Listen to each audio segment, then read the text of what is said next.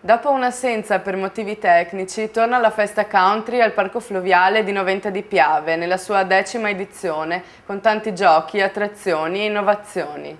Il Festival Country di Noventa di Piave torna nella sua 10ª edizione. L'evento si svolgerà durante 7 giornate a partire dal 22 giugno, in cui saranno aperti gli stand western dalle 19:30, per poi proseguire con un corso di ballo e una serata di musica insieme a moltissimi DJ.